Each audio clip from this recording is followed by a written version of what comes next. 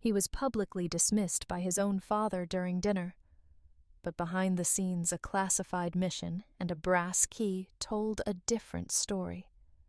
This gripping journey from shame to command reveals the quiet heroism we often overlook in family and service.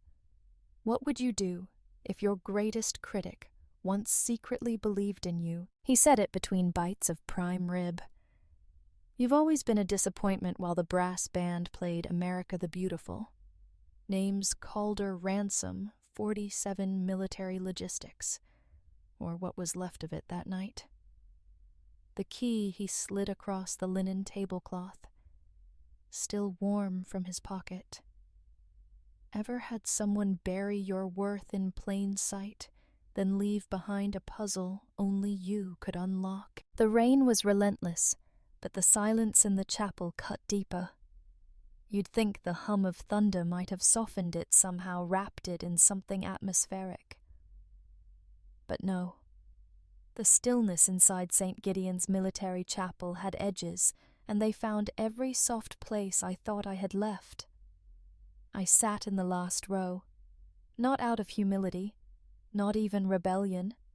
It was simple geography. I wasn't on the list. The chaplain's voice came muffled through the acoustic haze, equal parts scripture service record and sanitized anecdotes. No lies, just omissions. They said my father was a man of command, of structure, of integrity. They didn't say he had 2 sons, not out loud. When they passed around the printed programs, I opened mine slowly, as if the weight of the cardstock might somehow delay the sting. Inside the folded page was Boone highlighted, honored, center-aligned, beneath a caption that read, "Beloved son and comrade." Charlene's name appeared too listed as survived by. My own was conspicuously absent. The family section concluded neatly after 2 bullet points. I closed the program with a soft click. That sound, small as it was, made Eleonora glance back. She didn't startle, she never did.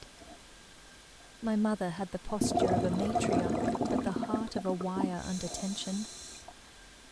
Her eyes met mine for a heartbeat longer than expected.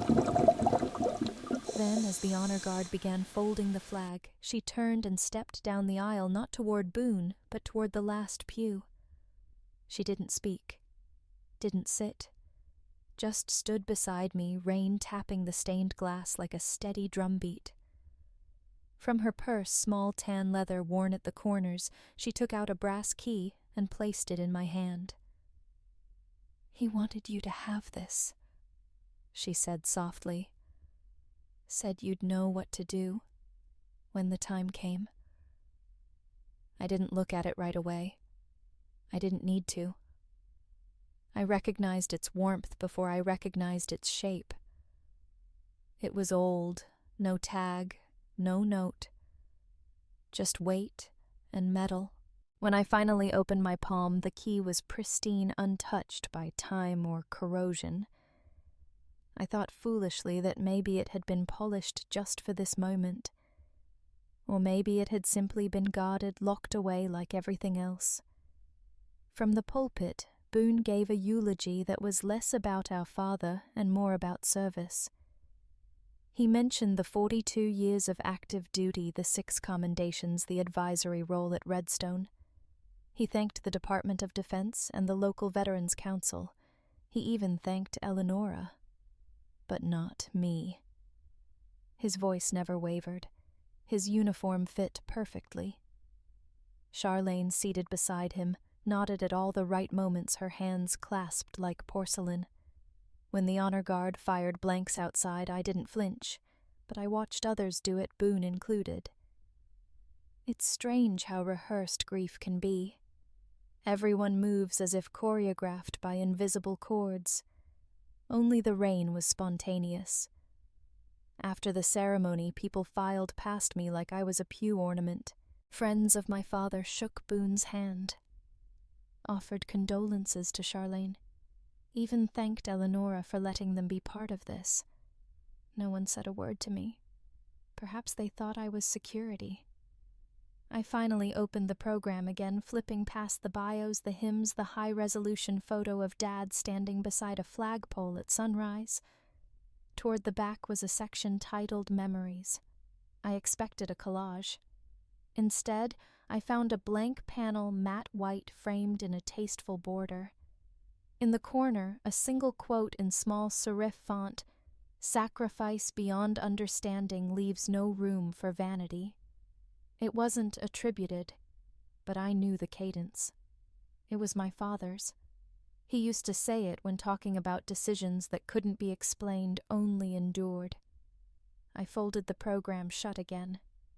It felt heavier this time. Or maybe I did. As I slipped the brass key into my jacket pocket, I noticed movement in the far corner of the chapel. Through the glass of the side door, narrow meant only for clergy or latecomers, I caught a glimpse of someone watching. Not the ceremony. Me. Commander Odessa Hale. Her uniform was dry somehow, her gaze unreadable. Then the door clicked shut.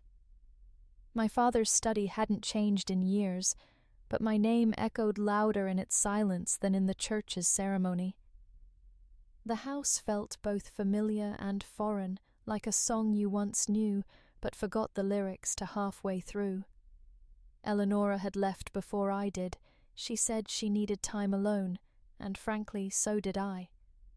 Boone had gone with Charlene to meet the honor guard at the reception hall. That left me with the house and the key.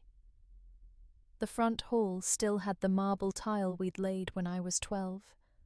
I ran my boot sole over a chip I'd caused with a dropped toolbox the summer before basic. No one had fixed it. No one had ever mentioned it. I moved through the corridor, slowly noting details in silence. Family portraits were there, Boone in his ROTC uniform, Boone receiving his Bronze Star, Boone shaking hands with some secretary or another. A photo of Thaddeus at the Pentagon, another in front of the chapel's flagpole, even one of Eleonora at a military spouse luncheon. There were no photos of me, not even one from the academy graduation. The study door wasn't locked. It never had been. I stepped inside and inhaled that old, familiar scent, aged paper, saddle leather, and pipe tobacco, so faint it may have only existed in memory. It wrapped around me like an old coat left behind on a cold chair.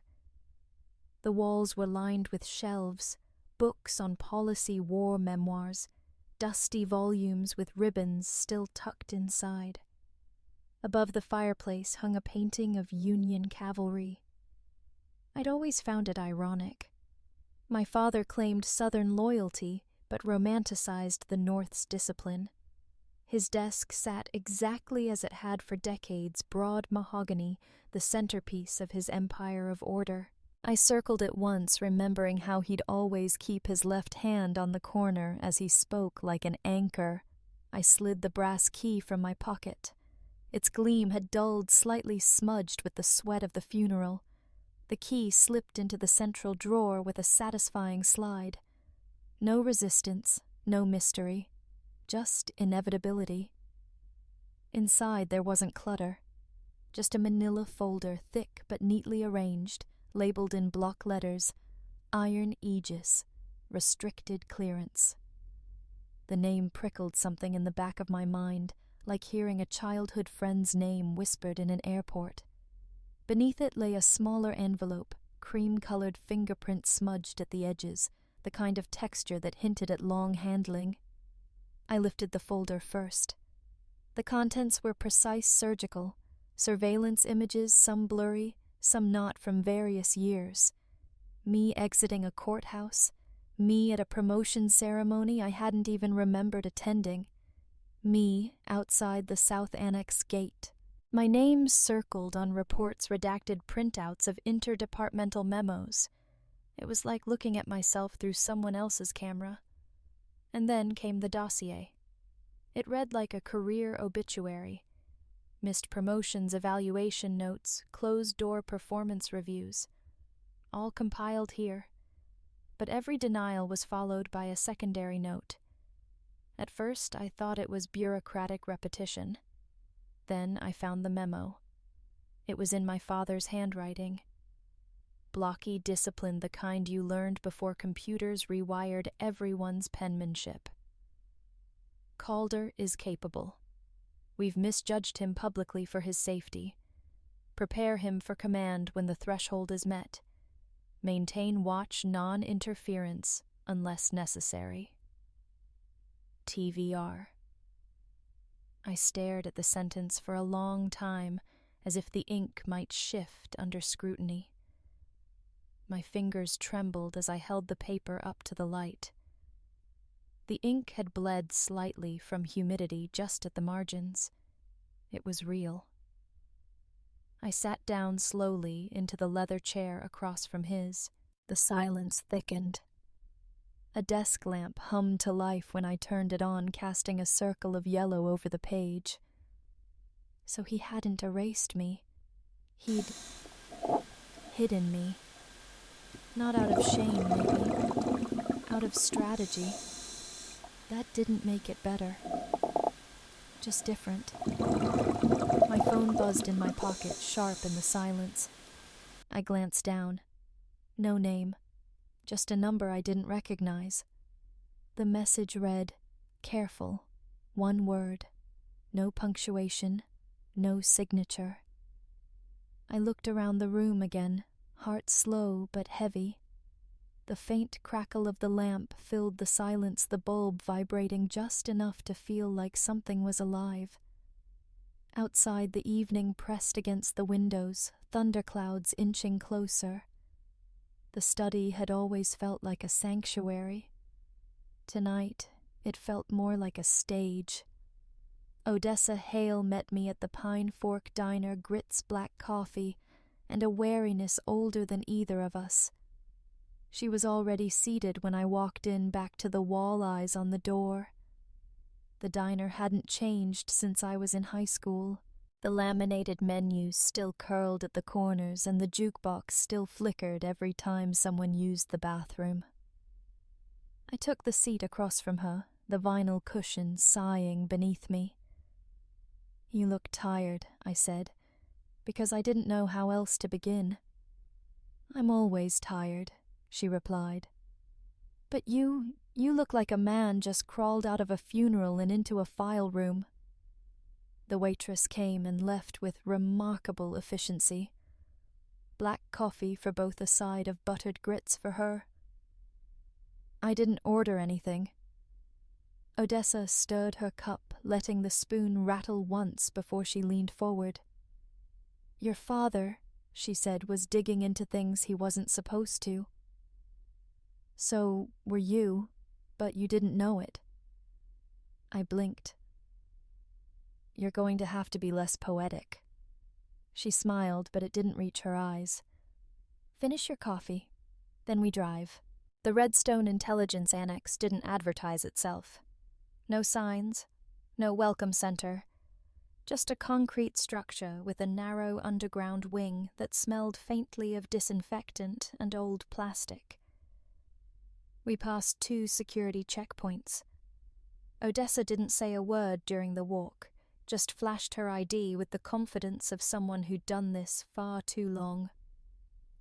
Inside the server room, the lights blinked like the heartbeat of a tired giant. O'Brien, a tech specialist I vaguely remembered from training, gave me a nod but said nothing. Odessa led me to a station near the back. It buzzed as it booted. "Prism 7, I asked. "Still running," she replied. "Still illegal in 5 jurisdictions. Still useful." I logged in under a provisional clearance which she enabled with 2 keystrokes and a swipe of her ID. The interface looked the same grey panels government font, no nonsense. Odessa typed in a string of characters, and a list populated promotion offers, assessments, flagged notices. Rows upon rows of entries where my name appeared then disappeared. I clicked on a tab labeled Advancement Track Record, Candidate R112. There they were. Offers I never saw, positions I never interviewed for.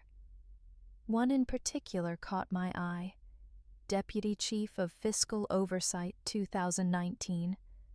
I remembered applying, then hearing nothing. Here on the screen was the formal recommendation, and the red flag notation beside it, redacted per internal risk memo, priority low discretion. I looked at Odessa. This wasn't just about performance. She nodded. Someone didn't want you to rise, but they didn't want to terminate you either. Too risky, too visible. What's internal risk? A blanket designation.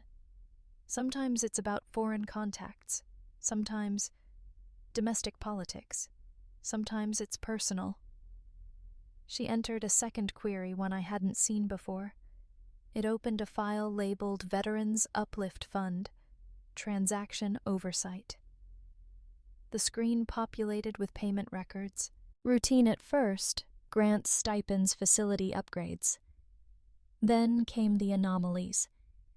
Transfers from the fund to shell corporations with names like Cleargauge Industries and Sable Track. Offshore accounts. Contractors tied to procurement bids. One name repeated across the signatures authorizing them, Colonel Silas Deford. I stepped back. He's Boone's godfather. Odessa didn't flinch. And your father's closest friend for 3 decades. Why would Deford... She turned the screen toward me. Your father submitted 2 requests in early 2023 for a full audit of the Veterans Fund. Both were denied.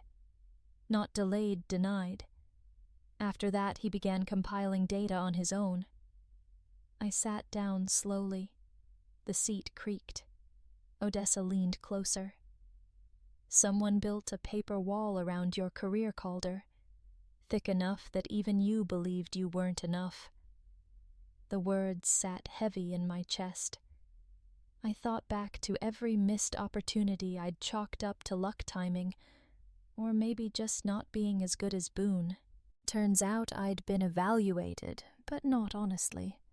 I scrolled further, pausing on a log marked Risk Tier Escalation, Subject R112. Beneath it was a single-line note. Subject proximity to anomaly node increasing. Recommend passive monitoring. What's an anomaly node? Odessa shrugged. Usually code for whistleblower targets. Or leaks. Your father poked the bear. You walked right behind him. Outside, the summer heat pressed like a damp hand against the glass. Inside, the servers hummed like a sermon too quiet to interrupt. My phone buzzed again. This time there was a name. Boone. And a text. We need to talk. Tonight. Alone. They say don't mix faith and intelligence. But in that church basement, the truth and a lie shared a pew. Mount Olive Baptist stood squat and quiet in the downpour, the kind of brick structure built to withstand weather and secrets. I parked 2 blocks away, not because I was being watched, though I was, but because I didn't want Boone to find me too early. He had a way of appearing where he shouldn't. Inside the sanctuary, lights were off, but someone had left a side door unlocked. It creaked in protest as I entered. The carpet squelched faintly beneath my boots, soaked from years of neglect.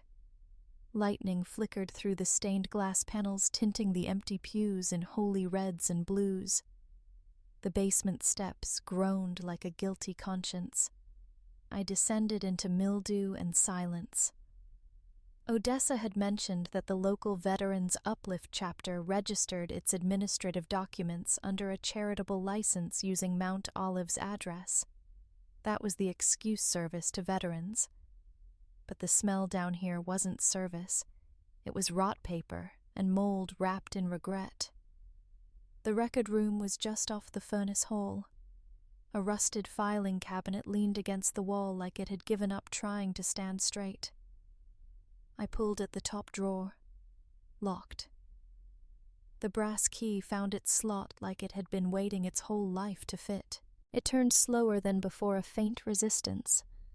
When the drawer slid open, the scent of paper and damp wood rolled out like breath from a tomb. Inside were 3 ledgers, handwritten, water-stained, meticulous, in a way only someone hiding something would attempt. I flipped to the most recent entries. Page after page of deposits and transfers. 4.3 million routed through the Veterans Uplift Fund, dispersed in micro-grants, consulting fees, outreach services, all phrases that meant nothing and everything. Several entries looped back to names I'd seen in the Prism System Sable Track, Clear Gauge, even an entry labeled simply RH. My fingers tensed on the pages. This was more than circumstantial. This was systemic. Then came the footsteps. Faint. Overhead. I froze. A few seconds passed. Then a door creaked. Another step. Closer. Purposeful. Whoever it was hadn't come for prayer. I snapped the ledgers shut and slid them into my satchel. I'd just turned off the lamp when a sharp clang echoed from the chapel above, followed by a screeching whine. The fire alarm. It didn't bark like a modern one. This was old, wired straight into the bones of the building. It was meant to evacuate, or flush. I bolted toward the side hallway. My boots skidded on damp tile. Behind me, the stairwell lit up shadows moving maybe 1, maybe 2. I shoved through the metal fire door, catching the edge with my shoulder. The alley outside welcomed me with a sheet of rain. My breath came short, my hand gripping the satchel tight. Something slipped from my jacket. The key. It clattered against the concrete, sharp and ugly. I crouched and grabbed it, my fingers scrabbling in the wet. When I brought it to the streetlight, I saw it one edge scraped clean, the tip nicked. It wasn't pristine anymore. It had earned its damage. Calder. I turned. Boone stood at the edge of the sidewalk jacket, soaked tie, loosened mouth set in something between pity and panic. "You're being used," he said, "as bait." And Dad knew it. His voice was hoarse, not from shouting, but restraint. Behind him, lightning carved the sky, framing his silhouette in temporary violence. I didn't answer. Not yet. "Walk away," he added softer. "You're not the only ransom left to lose." He walked back toward his car. Didn't look behind him. Didn't have to. The damage had been done years ago. I slid into my own vehicle, rain pounding the windshield like accusation. The folder from the study sat on the passenger seat. I opened it, hands still wet. Tucked between the files was something new, a smaller slip of paper. Crisp, white, no markings except a single line. "You have 3 days before Iron Aegis is activated. No signature, no logo, no forgiveness, just a countdown. The system locked them in before they could lock me out." The trailer sat on the eastern perimeter of Redstone like a forgotten relic, steel gray, barely larger than a shipping container, but rigged with uplinks powerful enough to scrub satellite paths. Odessa had chosen it for that very reason, hidden in plain sight. Outside, the morning hung in cool haze mist curling off the asphalt as convoys rumbled toward the gates. The sound of boots on gravel muffled radio chatter. Everything felt just calm enough to be dangerous. I stood at the threshold, hand on the latch, the the brass key in my pocket warm despite the chill. It was more scratch than shine now, but it still turned. Inside the trailer, the air was dry and filtered. A single folding table divided the space. 2 metal chairs, 1 monitor, 1 clock. Odessa was already inside, eyes on the screen headset in place.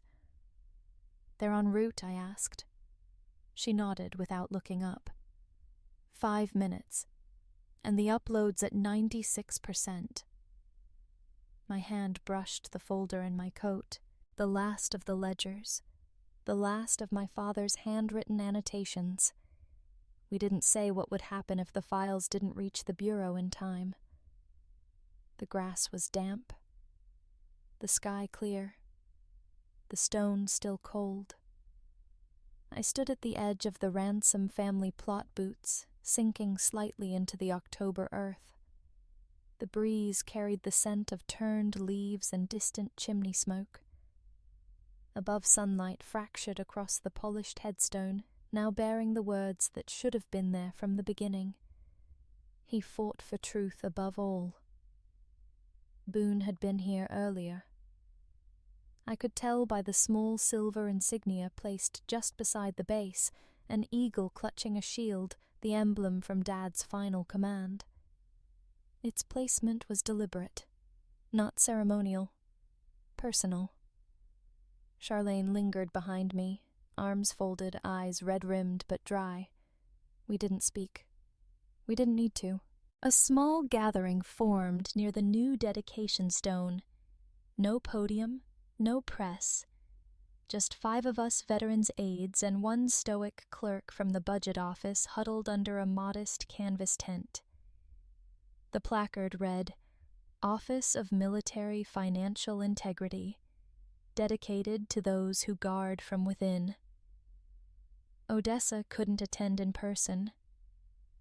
She was already overseeing the first audit sweep at Joint Base San Antonio, but her text arrived right as we opened the door to the annex trailer. It begins.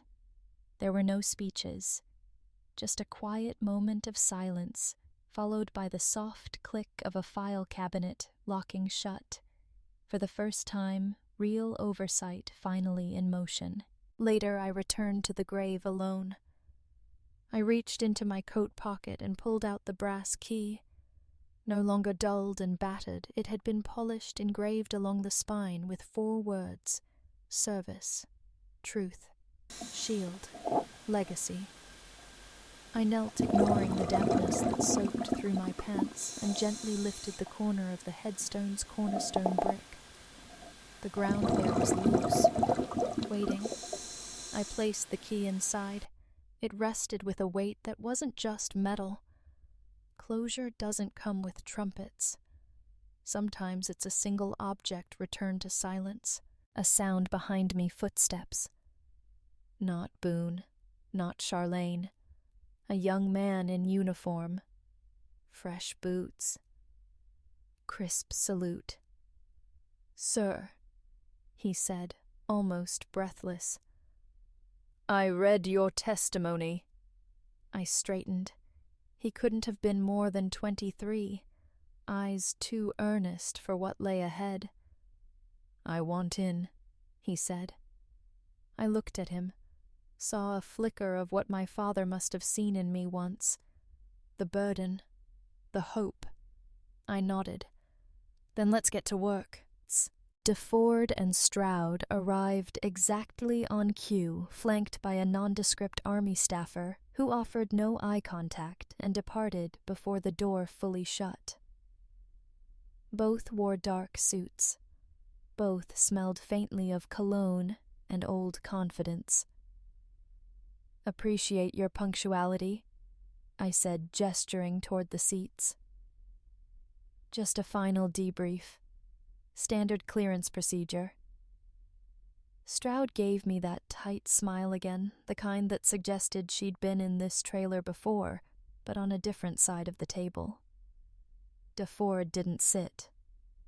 "We've already signed off on all prior transmissions." What's this about? A few discrepancies, I replied. Budgetary. Command transition clarity. Just a few things I need to verify on record. He hesitated. Then reluctantly both sat. The door closed with a dull click. Behind them, Odessa's fingers flew across the keyboard. She didn't speak, but her nod told me everything upload complete. She pressed a button. A green light blinked on the monitor. Stroud's gaze tracked it. What did you just send? Your words, I said calmly. And your ledger trail. Deford stiffened. That's classified. It was... Odessa said, her voice the first sound she'd made. Until this morning, when the FBI authorized breach review under Federal Statute Title 18. Stroud turned to her. You're bluffing. I reached into my coat and placed a small recorder on the table. Pressed play. Her voice filled the room flat and clear. Thaddeus had to be quieted. Permanently. Deford surged upward from his chair. Odessa reached for her side out of instinct, not defense, but she didn't need to. The door burst open. 4 federal agents entered in smooth, practiced formation. Kevlar vests, clipped ID tags, black gloves, no weapons drawn, no need. This is a federal seizure, the lead agent said. You're both to come with us. Now. Deford lunged not toward me, but toward the monitor. Maybe to pull the plug, maybe to destroy the feed. He didn't make it halfway. An agent caught him mid-stride, hand to chest, turned him clean. It was bloodless, surgical. Stroud didn't resist. She looked at me once, then down at the table. Her fingers tapped a nervous rhythm I couldn't quite place. A hymn, maybe, or Morse. The room cleared in under 2 minutes. I stood alone. Outside, Odessa exhaled. It's over. Not yet, I replied. She handed me a printout names. Dozens of them, embedded across 5 military contracts, 7 years, 4 continents. Some were flagged, some were dead. They won't all go quietly, she said. They never do, I answered, slipping the sheet into the folder. My phone buzzed. From Boone. No words, just a photo. My father's headstone. Recarved. The original inscription, Beloved Patriot, was gone.